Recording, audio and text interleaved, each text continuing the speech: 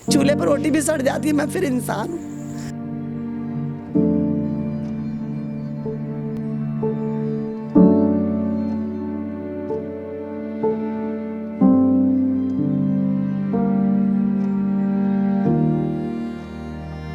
अट्ठाईस साल के बाद ये शुरू हुई है मेरी बात इंडिया से। यानी कि 60 साल का। हाँ जी। कैसे शादी हो? मुझे बताइएगा, इंडिया से एक किस जगह से ताल्लुक है आप? क्या उम्र थी आपकी जब आप पाकिस्तान आई? उसमें से 2 बेटे तो 3 बेटियाँ। मुझे बताइएगा, आपने उधर जो आपके रिश्तेदार थे उनसे कोई रब्ता वगैरह किया? पाकिस्तानी हस्बैंड ये वफात पा चुके हैं, इन्हें कितनी देर हो गई है? कि मैं मुकम्मिल ना इंडिया रह सकती ना मैं मुकम्मिल पाकिस्तान रह सकती। मैं चाहती मेरे रास्ते खुलते रहे, मैं उधर भी मिलूँ, मैं इधर भी मिलूँ। तुम्हारे हाथ जोड़ते मेरा रास्ता खोल दो, तुम्हारी मेहरबानी में बहुत परेशान हूँ। अस्सलाम वालेकुम। डेली धरती के साथ मैं हूँ आपका मेज़बान रेहान हैदर। नाजरीन, आज मेरे साथ मौजूद हैं माजी जिनका नाम अनारकली है। ताल्लुक़ इनका इंडिया से है और ये 40 बरस पहले पाकिस्तान आती हैं और उसके बाद कभी अपने प्यारों से मिलने के लिए वापस नहीं जा पाती। ज़िंदगी कहानी बड़ी अजीब सी है और सुनकर आपको दुख और रंज भी महसूस होगा कि इनके बचपन में छोटी उम्र में शादी होती है इंडिया में ही एक आदमी के साथ। कुछ मामलात की बिना पर डिवोर्स हो जाती है। उसके बाद पाकिस्तान से एक साहब जाते हैं इंडिया और इन्हें ब्याह कर पाकिस्तान ले आते हैं और उसके बाद इनका आईडी कार्ड वगैरह ब्लॉक करवा देते हैं, तो दोबारा ये कभी वापस नहीं जा सकी। क्या मामलात हुए, किस तरह से लाइफ गुजरी है, इन्हीं से जानते। अस्सलाम वालेकुम। वालेकुम सलाम बेटा।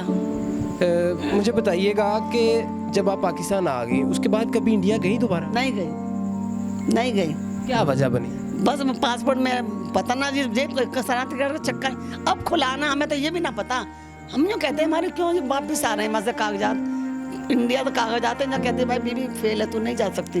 मगर किसी ने मतलब ना निकाला, कोई चक्कर ना निकाली किस वजह से न जा रही, किस वजह से आ रही, क्या चक्कर है किसी को। ये अब आके पता लगा महीना पहले हमें, जब शनाख्ती कार्ड में कहीं मैं लेके गई ना दफ्तर जहाँ पासपोर्ट बनते हैं, जिन्होंने मेरे पासपोर्ट बनाए, फिर मैं उनके पास गई। नाजरीन, आप स्क्रीन पर पासपोर्ट्स भी देख रहे हैं जो इन्होंने बार बार लगवाए हैं, लेकिन इनका वीज़ा नहीं लग सका और ये इंडिया नहीं जा सके। मुझे बताइएगा, इंडिया से एक किस जगह से ताल्लुक है आपका? मेरा यूपी मथुरा, इंडिया मथुरा बिंद्रावन है, आगरे के पास।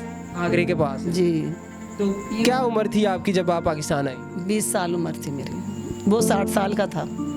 60 साल का? हाँ जी। कैसे शादी हो गई? पता ना निकाह करके भेज दिया ऐसे। किसने भेजा?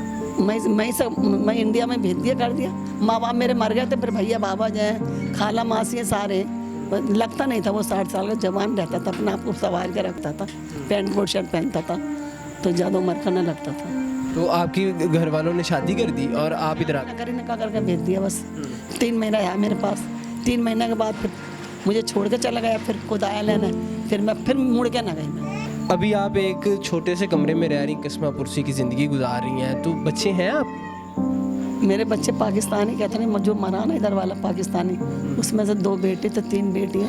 बेटों की भी शादी हो गई, बेटियों की भी हो गई, अपने अपने घर की हैं। तो मिलते नहीं आप? मिलते हैं अपने, कभी कभी आ जाते हैं। वैसे मैं अकेली होती हूँ कमरे में। ये कमरे में ये बेटा मेरा आता, इधर आके सोता, फिर चला जाता। जो शादीशुदा, उसकी बीवी नहीं है ना, अपनी माँ की तरफ है, तो फिर इधर आके सो जाता। जब वो आ जाएगी फिर उधर ही रहेगा। अभी ठीक हो गए। तो मुझे बताइएगा, आपने उधर जो आपके रिश्तेदार थे उनसे कोई रब्ता वगैरह किया? 28 साल माँ से आई ना, फिर नंबर ही नहीं था मेरा। मैं तो आ गई, मुझे यहाँ आके ऐसा बंद कर दिया कि मैं न बटन पे चिट्ठी हैं और टेलीफोन भी नहीं था, खत चलते थे, पर्चे चलते थे, तो कहाँ से बात होती। फिर 28 साल के बाद मेरा नंद का बेटा गया इंडिया, तो वो फिर मेरे भाइयों से नंबर लाया, फिर उस टाइम मोबाइल चलते थे। 28 साल के बाद ये शुरू हुई है मेरी बात इंडिया। यानी कि 28 साल आप अपने घर वालों से बात ही नहीं कर पाई? क्या वजह थी? आपको तंग करके रखा हुआ था घर में? नहीं, मतलब कि नंबर होते तो मैं बात करती ना, नंबर नहीं थी ना, फोन पे राब्ता नहीं था। मेरा नंद का बेटा जब इंडिया गया, माँ से ये नंबर लाया, फिर मेरी शुरुआत हुई 28 साल के बाद अपने बहन भाइयों से। तो ये जो आपके पाकिस्तानी हस्बैंड ये वफात पा चुके हैं, इन्हें कितनी देर हो गई? इसको 14 साल हो गए मरे। मुझे बताइएगा कि आपको ब्याह के तो ले आए, तो फिर वापस क्यों नहीं जाने दिया? 28 बरस आप जा ही नहीं सकी। वो इसलिए ना जाने दिया कि जो चली गई थी, ये मुड़ के दोबारा कभी भी ना आएगी, मेरे बच्चे रुल जाएंगे, इसलिए उसने मुझे जाने ना दिया। क्या कोई शक था उन्हें? जी, कोई शक था? वो शक में ज्यादा, मतलब कि बच्चों छोड़ के तो कौन मेरे बच्चे संभालेगा जब चली गई, तो मैं किधर रखूंगा अपने बच्चों की तरफ से ज्यादा तवज्जो थी बेटियों की, बेटों की, तो मैंने तो जाना।